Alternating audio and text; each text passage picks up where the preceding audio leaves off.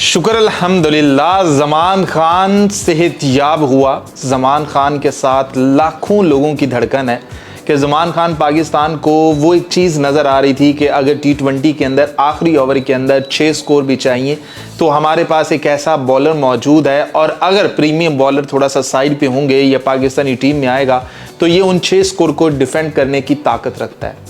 लेकिन PSL से पहले ऐसा होता है कि वो इंजर्ड हो जाता है, बुरी तरह से इंजर्ड होता है, और जब उसे पट्टियाँ लगी हुई देखते हैं, जब उसका फ्रैक्चर देखते हैं तो दिल दुखता है। लेकिन उसके बाद अब ये फिर से रिदम में एक्सरसाइजेस करता हुआ ज़मान खान जब नज़र आया है, और वो भी पूरी ताकत के साथ, तो दिल एक बार खुश ज़रूर हुआ है कि यार इस बच्चे का पाकिस्तान के अंदर बहुत फ्यूचर है। इस बच्चे की पाकिस्तानी टीम को बहुत ज़रूरत है। पाकिस्तान के पास जो डिफरेंट वेरिएशंस होनी चाहिए कि अगर आपके पास एक लेफ्ट हैंडेड है, एक राइट हैंडेड है और एक इस टाइप का आपके पास डिफरेंट एक्शन वाला बॉलर है, तो आप किसी भी टीम को कहीं पर भी परेशानी में डाल सकते हो, क्योंकि आपका एक ना एक बॉलर तो वहां पर बच ही रहा होगा, चाहे दुनिया की जो मर्जी पिच लेकर आ जाए।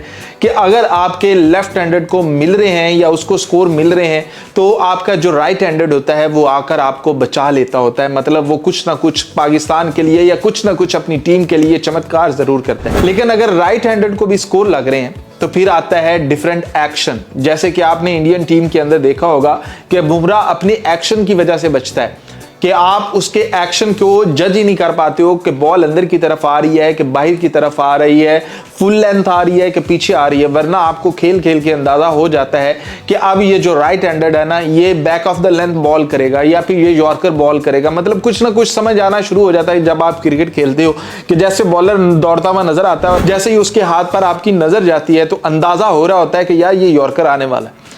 आप उससे पहले ही सेटल्ड हो चुके होते हो। तो इसी तरह जो मुख्तलिफ एक्शन वाला होता है ना, वो हमेशा ही सरप्राइज होता है। जैसे कि पाकिस्तानी टीम के अंदर सोहेल तनवीर था, आपने देखा था कि उसका डिफरेंट एक्शन था और वो उस एक्शन की वजह से क्या स्विंग करता होता था, और वो डेड पिचेस के ऊपर भी स्विंग कर लेता होता था। सीम वो मतलब परफेक्ट किसी को भी सरप्राइज दे लेता होता था। तो ऐसा ही ज़मान खान है कि भाई आखिरी गेंद पर आपको 2 स्कोर डिफेंड करने हैं तो ये बंदा फिर भी कर देगा। 6 गेंद ऊपर 6 डिफेंड करने हैं, ये बंदा फिर भी कर देगा। तो ऐसे जो प्लेयर होते हैं, ऐसे जो बॉलर होते हैं, वो एसिड होते हैं। ये नहीं है कि आखिरी ओवर में 18 स्कोर चाहिए हो तो आपके प्रीमियम फास्ट बॉलर वहां पर आए और वो 18 स्कोर खाकर चले जाएं। आखिरी ओवर में 28 स्कोर चाहिए हो तो वो पहली ही 3 गेंदों पर 3 छक्के खा लें और ओवर के अंदर 4 छक्के खा लें, और फिर एट द एंड कह रहे हो 28 उन्होंने करने थे, 26 किए, फिर भी पाकिस्तान 2 स्कोर से जीता ही है ना। तो ये वो वाली सीन नहीं होते।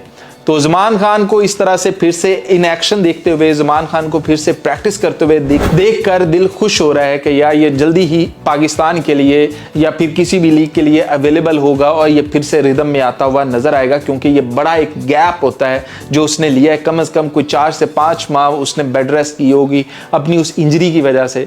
तो दुआ भी की थी कौम ने उसके लिए, तो अब शायद वो मुकम्मल तौर पर फिट हो चुका है। क्योंकि हम ये देख रहे हैं कि ये वाली एक्सरसाइज आसान नहीं है, ये शुरुआती एक्सरसाइज नहीं है, ये एंडिंग के ऊपर अपने फिटनेस टेस्ट को देने के लिए ये आपकी हाई लेवल की एक्सरसाइज होती है जो वो कर रहे हैं।